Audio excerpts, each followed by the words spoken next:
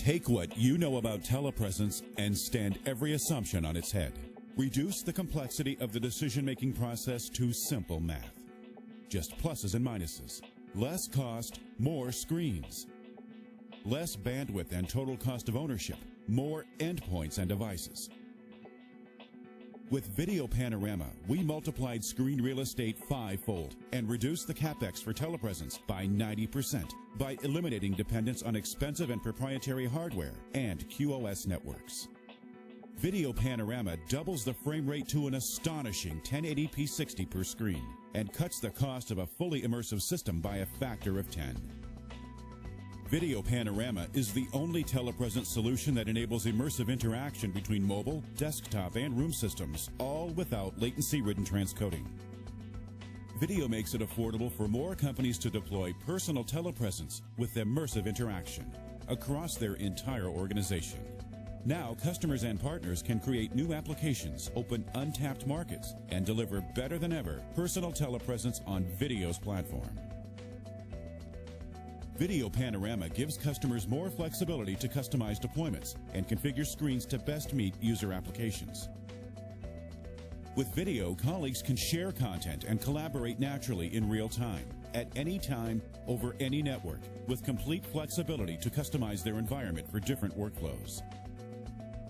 And nobody else but Video can deliver an HD 1080p at 60 frames per second telepresence experience with the ability to connect to any device, laptop, desktop, or tablet for 10% of the cost of traditional systems. So when you add it all together, the answer is unmistakably clear. Video Panorama is the only logical choice for personal telepresence with immersive interaction at 10% of the cost.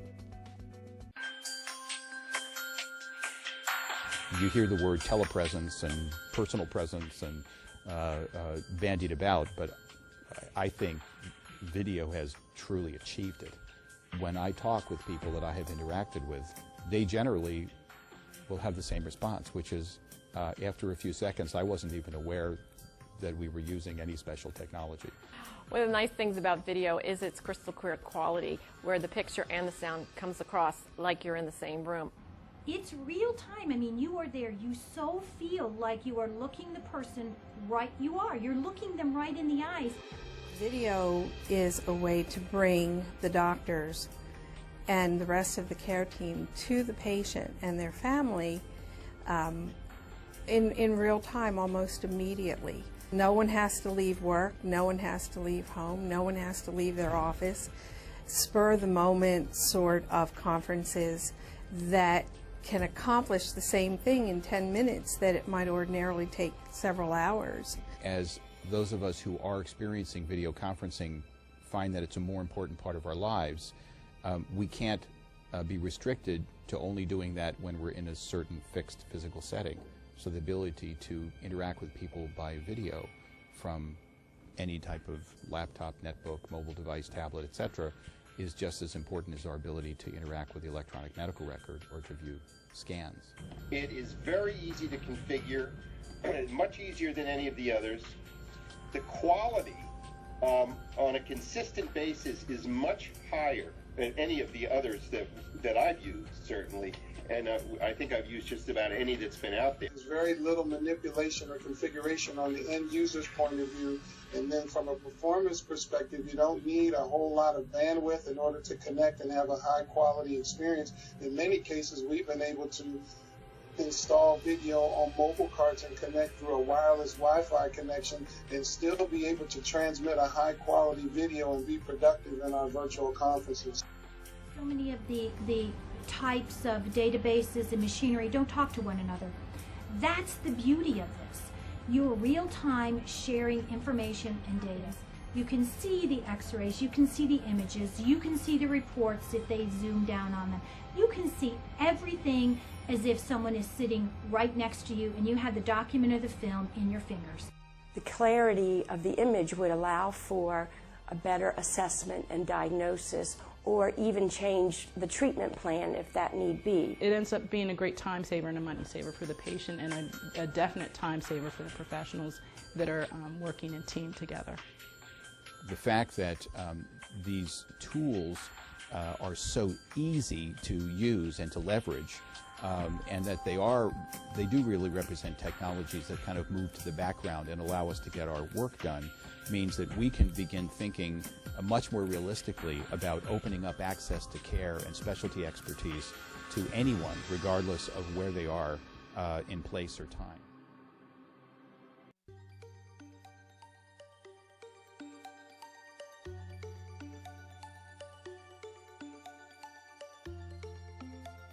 Video technology, video telepresence really shouldn't be locked to a room. This is what we're going to be able to do, is we're going to be able to get out of those rooms, get into the field, and do things like we could never do before. And we're going to be able to change the way we think about this. Instead of being an event, it's going to be a way of life.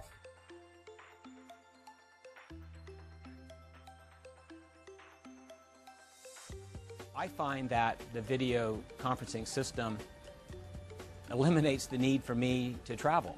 I can sit down at the screen of my desktop computer, and within a minute or two of a conference, it's just like the real person is sitting in front of me. When you have traditional technology, video technology, when it fails, you're pretty much out of luck. One of the things that video does is it actually will adjust for the different conditions. If you're losing bandwidth, it'll adjust to them. If you have no bandwidth or a very limited bandwidth, it's going to make an adjustment. But it's not going to go away. That's one of the nice things, is if I have someone coming to me from a feed that has HD quality, and I have someone else that's coming from a feed that is on a very low bandwidth, I'm not going to compromise that HD line. I'm still going to get the other person, and we're going to have a great conversation. And I'm going to be able to share information and experiences that I wouldn't be able to do with other things.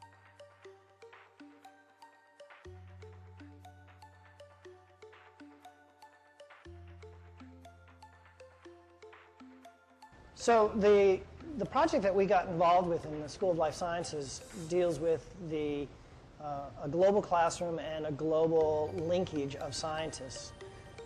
Our dean, Robert Page, and the President Crow actually were very interested in getting a link with the Smithsonian Institute, and in particular the Smithsonian Institute for Tropical Research, which is down in Panama. And the question was not just to link us with telepresence devices, but to link telepresence into the jungle, into the environment. And there you need to have something that's very flexible, something that's very portable, and something that actually works. I'm sitting in front of my office, and I'm in a small village called Gamboa, which is in the Republic of Panama. And behind me, I have a jungle. So I've had a lot of experience with web conferencing, and this is so completely different, and it really gives the independence of the individual researcher who wants to connect with somebody to just do it themselves.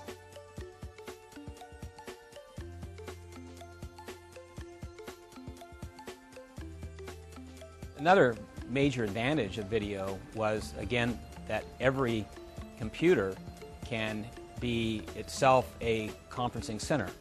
The technologies that I've invested in here as Dean of the School of Life Sciences have been expensive and they've been static.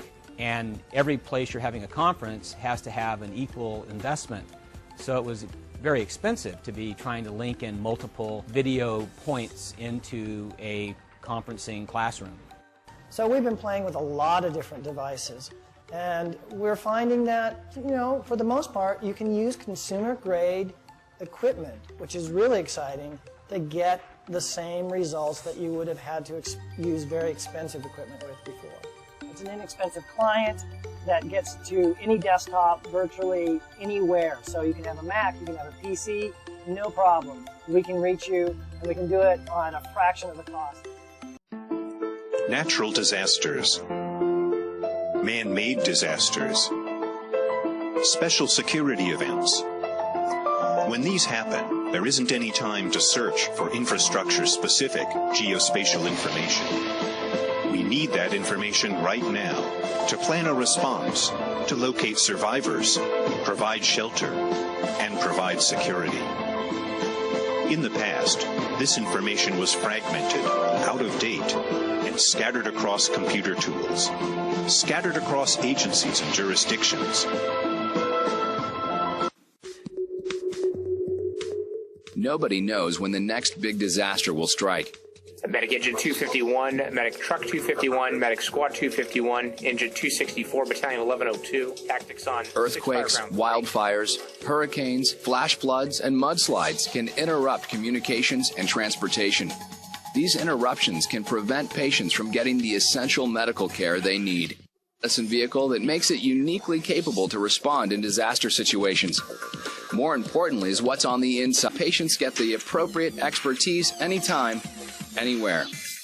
She does have some left hand pain with small lacerations. About left hand again is bleeding is controlled. Yeah, and you said there wasn't any bleeding. I didn't catch that. Very, very minimal. Just a small open laceration at this point. Even more critical is the MTV's ability to deliver care once it reaches the scene. The MTV is capable of relaying medical information such as x-rays, vital statistics, and live video from any remote location back to the hospital. Telemedicine technology allows the team to capture critical information and transfer it to the appropriate physician specialist for real-time consultation and care. Well, I reviewed the x-ray here, and the x-ray looks great. Nothing's broken. This enables the mobile telemedicine vehicle to bring the expertise of an entire hospital system directly to the field in a disaster situation. A full range of emergency